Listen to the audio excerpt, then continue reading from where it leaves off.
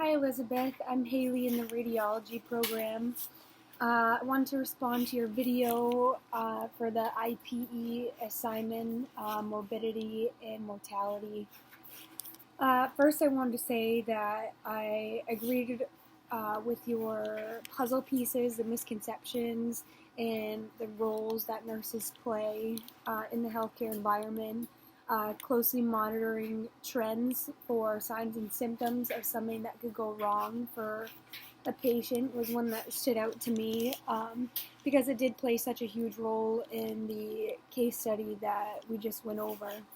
Um, like you pointed out, the nurse noticed that there was low O2 level, only 82%, and there was no action taken on that. It looked like there was, even with her short of breath and having trouble in both lungs to breathe, that no O2 had been ordered um, for a long time.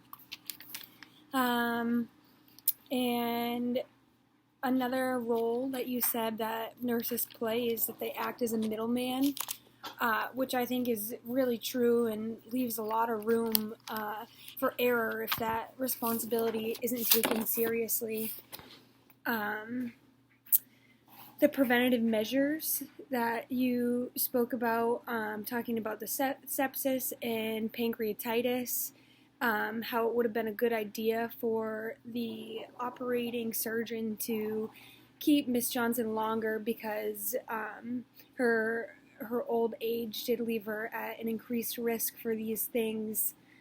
I think also would have been a good idea, especially after her family tried to prioritize her admittance into the hospital due to her condition, and they got nowhere with that, where the ED wasn't expecting them.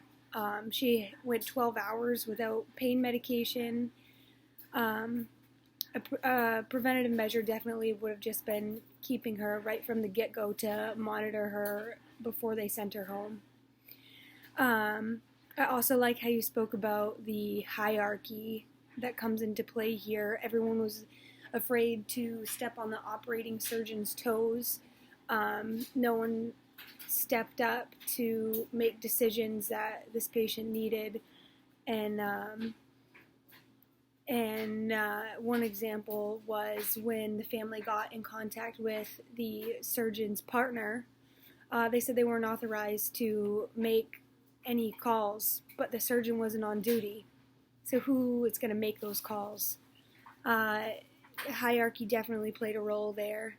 And I think it's important that these roles are clear-cut and communicated to everyone who's responsible for this patient when the operating surgeon is not on call or is not there in person.